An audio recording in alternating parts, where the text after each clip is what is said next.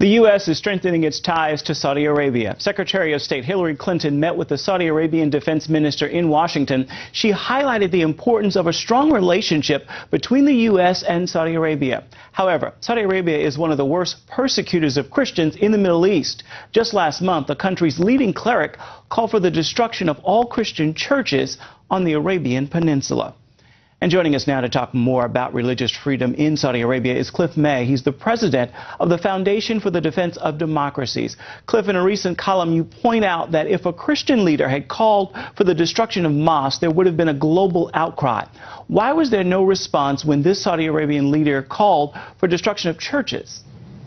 Well, I'm totally mystified, although not quite surprised, that the mainstream media, the major media, would not want to pick up on that they would simply ignore that. I think that's a real dereliction of duty. For diplomats, for government officials, well, it's more complicated. They're trying to maintain good relations with the Saudis, and if they start to complain about things like that, that'll complicate those relations, so they don't do it. But the media really have a responsibility, it seems to me, somebody who comes from more than 20 years in the media, to report that, even if it's inconvenient to a lot of people. Well, Saudi Arabia will not allow Christian churches, but isn't it financing the spread of Wahhabi Islam throughout the world, including the U.S.?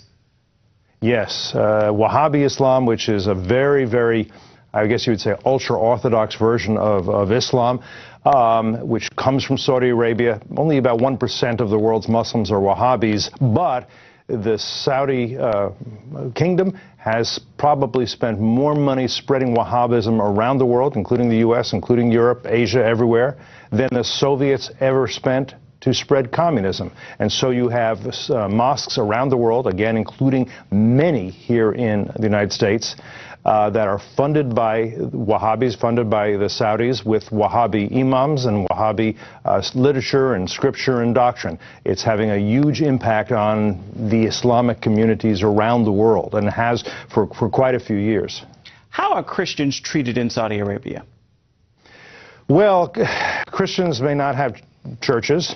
It is illegal for Christians to worship. Sometimes they'll turn a blind eye to it if it's done privately in the sort of ghettos that are established for, and sometimes nice ghettos, sometimes not, for foreigners, but you can be arrested for it. If a Saudi citizen wanted to convert to Christianity, that would be a capital offense. They could easily be sentenced to death. And of course, there are no, as I say, there are no churches. And what is somewhat new is the Grand Mufti, which is the supreme religious authority and part of the government in Saudi Arabia, is saying, well, there really can't be churches not just in Saudi Arabia, but anywhere on the Arabian Peninsula. This comes from a hadith, a saying of the Prophet Muhammad. And therefore, if there are churches in Kuwait, as there are, for example, or in the United Arab Emirates or anywhere else in that kind of region, and it's not quite sure how he defines the region, but the peninsula writ large, they probably shouldn't be there, should never have been allowed in the first place, and yes, they should now be demolished. To not demolish them is to approve of them. To approve of them is to approve of blasphemy, and that would be a terrible sin. Real quickly, what can be done to encourage the Islamic kingdom to allow more religious freedom? Not a whole lot. There can be pressure and there can be attempts at persuasion, but the Saudis are the Saudi royal family, they're much more afraid of being accused of being too friendly with the infidel world, which, and by the way, taking infidels as friends to a Wahhabi, that itself is a sin. They're much more afraid of the terrorists than they are of anything we can do or that we can say.